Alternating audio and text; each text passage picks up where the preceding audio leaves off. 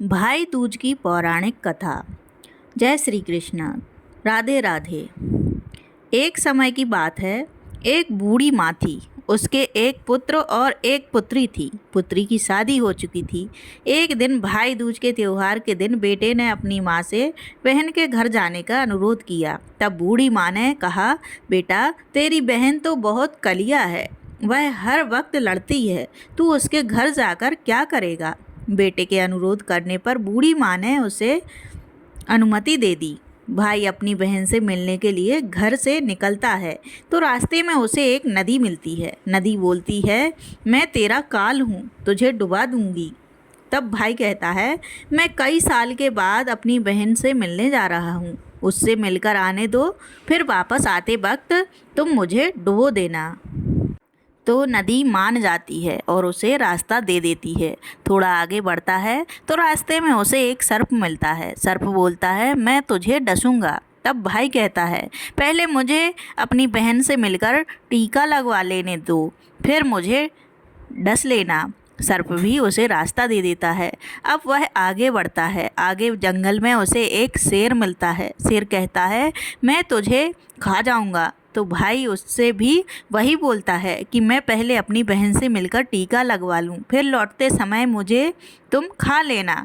शेर भी उसे रास्ता दे देता है और भाई अपनी बहन के घर पहुंच जाता है और आवाज़ लगाता है, देख बहन, 7 कोस दूर से तिलक कराने तेरा भाई आया है। बहन उस समय सूत काट रही होती है। तब उसका सूत बीच में ही टूट जाता है। ऐसी मान्यता है कि यदि सूत काटते वक्त सूत बीच में टूट जाए तो जिस बहन के इकलौता भाई होता है वह सूत जब तक पुनः जुड़ नहीं जाता तब तक बहन बोलती नहीं है। भाई बाहर से पुनः आवाज़ लगाता है। भाई की आवाज़ सुन जब बहन जवाब नहीं देती है तो भाई मन में सोचता है, मुझ गरीब से मेरी बहन बात नहीं करना चाहती है। माँ सही कह रही थी, मुझे यहाँ नहीं आना चाहिए था। यह सोचकर वह वापस जाने लगता है। इतने में बहन का सूत पुनः जुड़ जाता है और वह भाई को आवाज़ देती है और उसकी तरफ दौड़ती है और उससे बात ना करने का कारण बताती है। बहन बड़े प्यार व स्नेह से अपने भाई को घर में ले जाती है और वह अपनी सहेली पड़ोसन के घर जाती है और उससे पूछती है, ये सहेली, कोई जान से भी प्यारा मेहमान आए तो क्या करना चाहिए। पड़ोसन मजाक में कह देती है, तेल से चौका लगाना चाहिए और घी में चावल पकाने चाहिए। भोली बहन पड़ोसन का मजाक समझ नहीं पाती और वैसा ही करती है और अब ना तो चौका सूखता है और ना ही चावल सीझता है। इधर भूखा भाई उससे कहता है, बहन भूख लगी है, खाना परोस दो। तब बहन बोली, भाई आज ना तो चावल सीज रहे हैं और ना ही चौका सूख रहा है। भाई ने पूछा, बहन कैसे तूने चौका लगाया और कैसे तूने चावल चढ़ाए। बहन बोली, मैंने पड़ोस वाली सहेली से पूछा था, उसने कहा जान से प्यारा मेहमान आए तो तेल का चौका लगाना चाहिए और घी में चावल चढ़ाने चाहिए। भाई बोला, अरे मेरी भोली बहन, कभी तेल का चौका सूखा है क्या और कभी घी में चावल पके हैं क्या। तू पानी का चौका लगा और पानी में ही चावल चढ़ा। फिर वह ऐसा ही करती है। जब चौका सूख जाता है और चावल पक जाते हैं तब बहन घी और शक्कर डालकर भाई को भोजन कराती है और फिर उसको तिलक करती है। कई दिन बीत जाते हैं। एक दिन भाई बोला, बहन अब मैं घर वापस जाऊंगा क्योंकि घर पर माँ अकेली है। अगले दिन सुबह बहन जल्दी उठकर गेहूं पीसकर भाई के लिए लड्डू बनाती है और कुछ लड्डू बच्चों के लिए रखकर अपने भाई को विदा करती है। सुबह जब बच्चे उठते हैं तो माँ से कुछ खाने को मांगते हैं। तब माँ उन्हें वही लड्डू दे देती है। तब वह देखती है, यह क्या, सारे लड्डू हरे रंग के हो गए हैं। फिर वह चक्की में देखती है तो उसमें गेहूं के साथ एक सर्प भी पिस गया था। वह उन लड्डुओं को फेंक देती है और अपने भाई के पीछे पीछे भागती है। रास्ते में एक पेड़ के नीचे उसका भाई बैठा होता है। उसे देखकर भाई बोला, क्या हुआ बहन। तब बहन पूछती है कि मैंने तुम्हें जो लड्डू बांध कर दिए थे वह कहाँ हैं। भाई ने कहा, बहन तेरे लड्डू मैंने अभी नहीं खाए हैं, पेड़ पर टंगे हैं, ले लो। वह पेड़ से लड्डू उतारती है और वहीं गड्ढा खोदकर लड्डुओं को गाड़ देती है।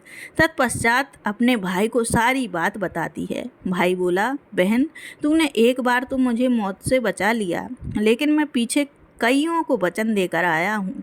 बहन ने कहा, भाई तुम क्या कह रहे हो, मुझे कुछ समझ में नहीं आ रहा है। तब भाई अपनी बहन को सारी बात बताता है। वे दोनों बैठकर वहाँ बात कर ही रहे होते हैं कि बहन भाई से पानी मांगती है। भाई बोला, थोड़ी दूर एक तालाब है, वहाँ से मैं अभी पानी लेकर आता हूँ।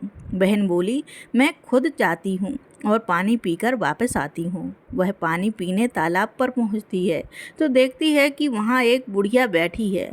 वह उसके पास जाकर पूछती है, माँ तुम यहाँ क्यों बैठी हो? तब वह बुढ़िया बोलती है, मैं विधाता हूँ, एक बहन के भाई की तांत गाड़ रही हूँ। तब वह पूछती है कि माता वह कौन सा भाई है? तब विधाता बोलती है एक भाई जिसके प्यार में उसकी बहन ने सर्प की हत्या कर दी। बहन सोचती है कि यह तो मेरा ही भाई है। वह घबरा जाती है और विधाता से पूछती है, हे माता उस भाई को इस श्राप से बचने के लिए क्या करना होगा? विधाता उसे बताती है कि उसकी एक बहन है, जब वह उसे गालियाँ दे और उसकी शादी होने तक यदि वह हर घात को टाल देती है तो उसका भाई बच सकता है। वह तुरंत अपने भाई के पास जाकर कहती है, भाई मैं तुझे माँ के घर तक छोड़ने चलूँगी, लेकिन रुक मैं अभी आती हूँ। और वह शेर के लिए मांस, सर्प के लिए दूध और नदी के लिए ओढ़नी लाती है और दोनों भाई बहन आगे बढ़ते हैं। रास्ते में उन्हें पहले शेर मिलता है। जैसे ही वह भाई को खाने के लिए आगे बढ़ता है, बहन उसके आगे मांस का टुकड़ा डाल देती है। शेर मांस के टुकड़े को खाने में लग जाता है और दोनों भाई बहन आगे बढ़ते हैं। कुछ दूर जाने के बाद आगे उन्हें वह सर्प मिलता है और जैसे ही सर्प उसे डसने के लिए आगे आता है, बहन सर्प के आगे दूध का प्याला रख देती है। सर्प दूध पीने लगता है और वह दोनों अब आगे चलने लगते हैं। रास्ते में उन्हें नदी मिलती है तो जो भाई को डुबाने को तैयार होती है, पर बहन नदी को ओढ़नी उड़ा देती है। तत्पश्चात खुश होकर नदी रास्ता दे देती है। अब वह दोनों भाई बहन आगे बढ़ते हैं और अपने घर पहुंच जाते हैं। बेटी को देखकर माँ खुश हो जाती है, पर बहन उसी समय भाई को गाली देने लगती है। तब माँ बेटे से कहती है, इस झगड़ालू बहन को क्यों ले आया? तब भाई बोलता है, माँ बहन तो बहुत अच्छी थी, पर पता नहीं इसे आते ही क्या हो गया। थोड़े दिनों में भाई का रिश्ता आता है। तब सब कहते हैं, बहन पागल तो है पर भाग्यवान है। पर जब ससुराल वाले सगाई के लिए मिठाई लाते हैं तो बहन कहती है, इसकी मिठाई क्यों बांटते हो? पहले मेरी मिठाई बांटो। कई बड़े बुजुर्ग बोले, इसे भी भाई के साथ बैठा दो। सगाई शुरू होती है और वहाँ आग लग जाती है। बहन को तो पता ही था कि उसके भाई का घात है। उसने तुरंत ही वह आग बुझा दी। अब कुछ दिनों बाद शादी के कार्यक्रम शुरू होते हैं, परंतु बहन हर समय भाई के साथ रहती है। जब भाई की निकासी होने लगती है तब बहन बोली, अरे इसकी निकासी क्यों करते हो? पहले मेरी निकासी करो और इसे पीछे के दरवाजे से लेकर जाओ। बहन के इतना बोलते ही आगे का दरवाज़ा टूटकर गिर जाता है। सब कहते हैं, भले ही बहन झगड़ती है पर बार बार भाई की जान बचा रही है। जब भाई फेरों में बैठता है तो फिर बहन कहती है, इसकी जगह मैं फेरों में बैठूंगी। शादी के बाद जब दूल्हा दुल्हन की रात जागती है तो बहन कहती है, इसकी नहीं, पहले मेरी रात जगाओ। कई लोग बोले, बीच में पर्दा लगाकर इसे भी साथ में सुला दो। रात में जब भाई और भाभी सो जाते हैं तब वहाँ एक सर्प आता है। बहन तो तैयारी में ही बैठी थी। वह उसे पकड़कर टोकरी में रखकर सो जाती है। आज वह कई दिनों में निश्चिंत होकर आराम से सोती है। इधर उसकी माँ सोचती है, बेटी के उठने से पहले ही मेहमानों को विदा कर देती हूँ, वरना फिर शोर मचाएगी। जब बेटी उठकर देखती है तो घर में कोई नहीं दिखता। तब वह माँ से पूछती है, माँ सब मेहमान कहाँ चले गए?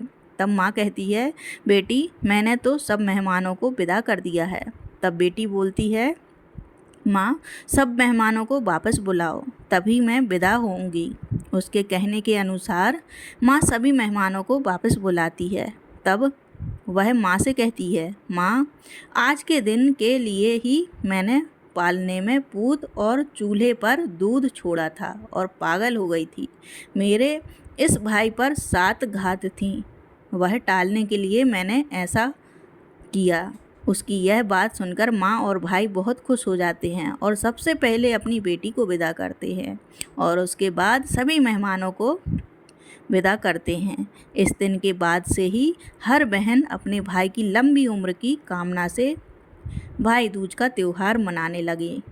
इस दिन बहन भाई का टीका करती हैं और इस कथा को सुनती हैं।